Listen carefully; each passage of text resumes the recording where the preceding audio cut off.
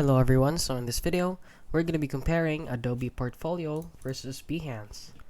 If you don't know what these two are, Adobe Portfolio is a website builder from Adobe that lets creatives build personalized professional portfolios, websites with custom domains.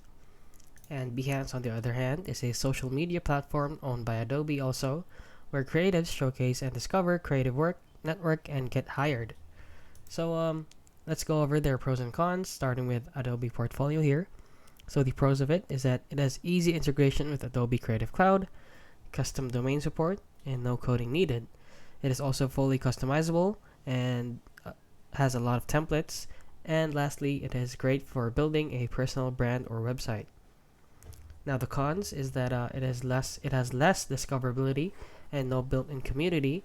It requires Adobe subscription and limited interaction, just a portfolio, no social features. Now let's head on over to Behance right here. So the pros of Behance is that it is a massive built-in audience and creative community. It is great for exposure and networking. It is easy to upload projects directly from Creative Cloud, and recruiters and clients actively browse the platform. Now the cons of it is that you only have limited customization for personal branding. You don't fully own, quote unquote, your profile. It's hosted by Adobe and looks more like a social feed than a personal website.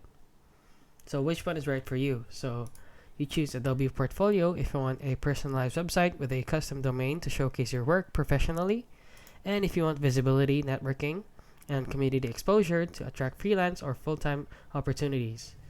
That is it. So many creatives choose these two together to get the maximum benefit. So if you want to get the maximum benefit from these two, you should use these two as well.